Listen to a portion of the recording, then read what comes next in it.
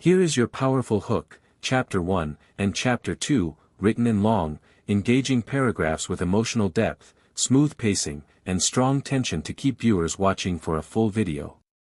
Fire hook, grabs viewers immediately. Everyone at Ridgewood High froze the moment the punch landed. The bully, 6 feet tall, broad-shouldered, feared by everyone, had just struck the new black woman director on her very first day. But instead of stepping back, instead of crying, instead of yelling, she did something none of them expected, something that silenced the entire school and changed every life inside those walls. And by the time Ridgewood learned the truth about who she really was, they wished they had never doubted her.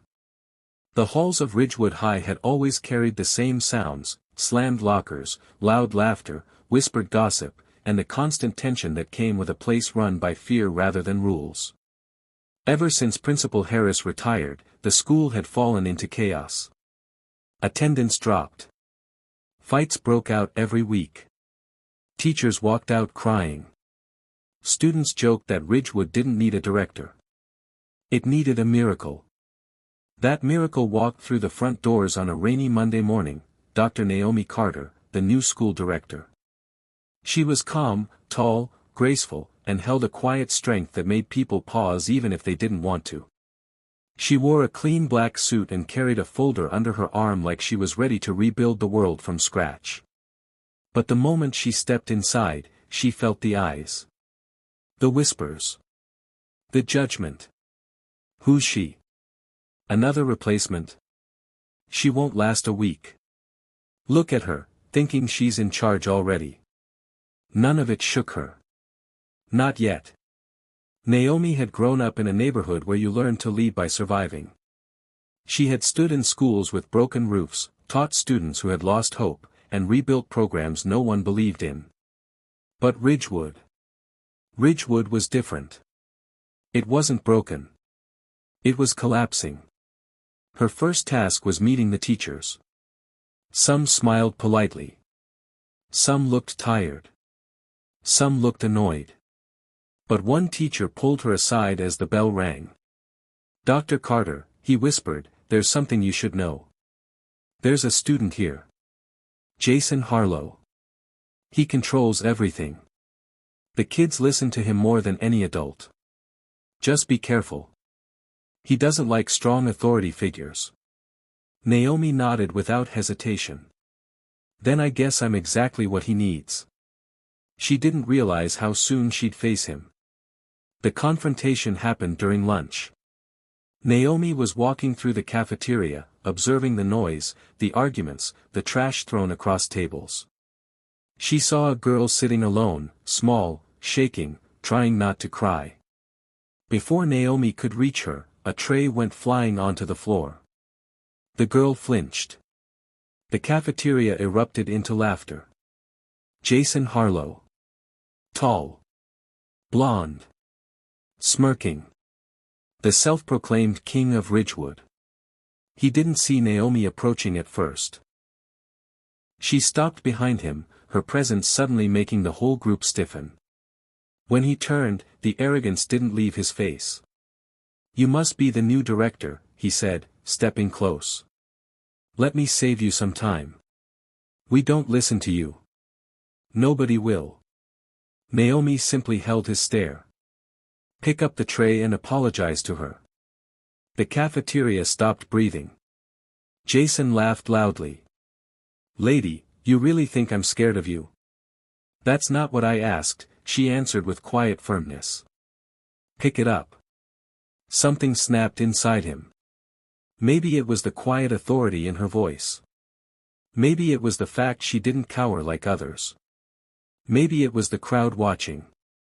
Either way, Jason swung his fist. The punch hit her jaw, and several students screamed.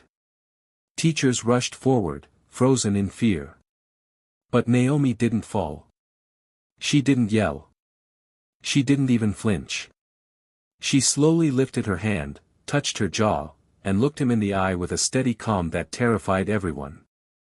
And then she made one single move that stopped the entire school in silence. No one had seen a director handle a bully like that, ever. And no one expected the truth about her past, truth that was coming whether Ridgewood was ready or not. Jason stood there, chest heaving, fist clenched, waiting for her to scream or call for security. But Naomi did something no one expected. She took one step closer, not aggressive, not afraid, just steady, and spoke the words that would haunt him for weeks. Jason. I'm not going to punish you the way you expect. I'm going to hold you accountable the way no one ever has. Then she pulled something from her pocket and gently placed it on the table beside him.